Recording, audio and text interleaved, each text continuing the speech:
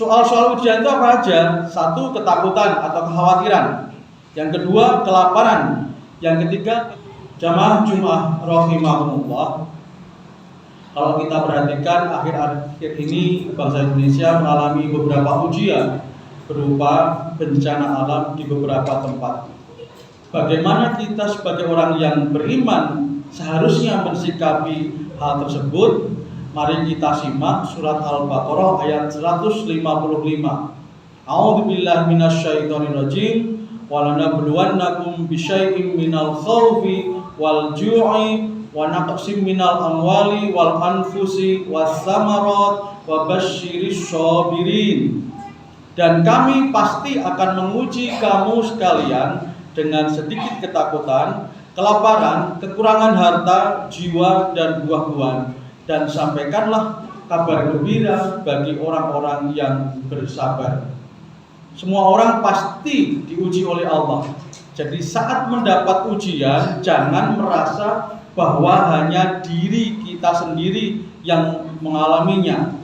Ada kecenderungan orang ketika mendapat sesuatu yang tidak mengenakan, yang terlintas di pikirannya adalah hanya dirinya sendiri yang mengalami. Pikiran tersebut akan menjadi beban dalam perasaan kita semakin berat. Dengan memahami bahwa semua orang diuji, tentunya akan meringankan beban pikiran kita.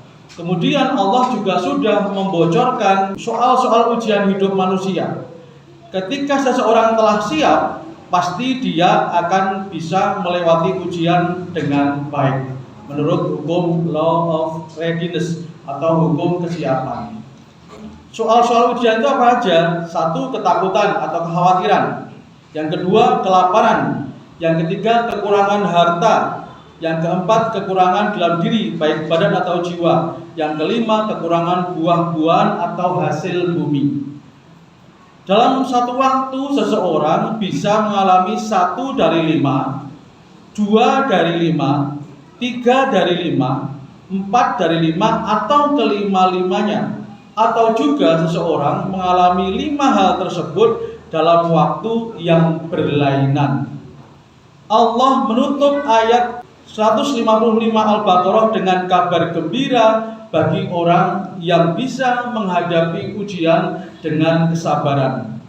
Bagaimana ciri orang yang sabar? Dijelaskan di ayat berikutnya, yaitu surat Al-Baqarah ayat 156.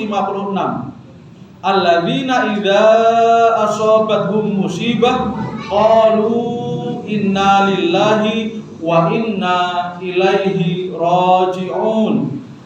Orang-orang yang bersabar adalah orang yang apabila ditimpa musibah, mereka berkata inna lillahi wa inna ilaihi raji'un. Sesungguhnya kami milik Allah dan sesungguhnya kepadanya lah kami akan dikembalikan. Orang yang sabar meyakinkan dirinya dengan 2 hal. Yang pertama adalah inna lillahi, dengan makna sesungguhnya kami milik Allah.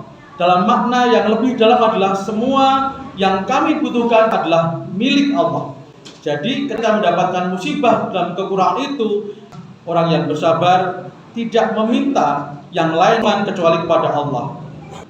Jadi orang yang bersabar ketika dia mendapatkan musibah, kehilangan sesuatu, yang dia ingat adalah semua yang dibutuhkan adalah milik Allah. Makanya dia berdoa, berikhtiar, mengeluh kepada Allah saja. Yang kedua, keyakinan orang yang bersabar adalah wa inna ilaihi raji'un.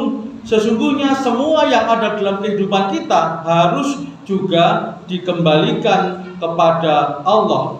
Sehingga ketika dia mendapatkan musibah, kehilangan ini, kehilangan itu, tidak akan terlarut dalam kesedihan yang panjang.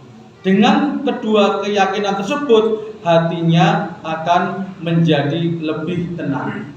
Dan atas kesabaran manusia dalam menghadapi musibah, maka Allah akan mengganti dengan pahala kebaikan baik di dunia dan akhirat dengan kebaikan yang tiada batasnya.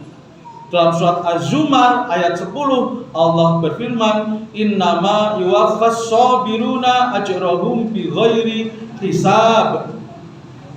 Sesungguhnya hanya bagi orang yang bersabarlah Allah akan menyempurnakan pahalanya yang tiada batas.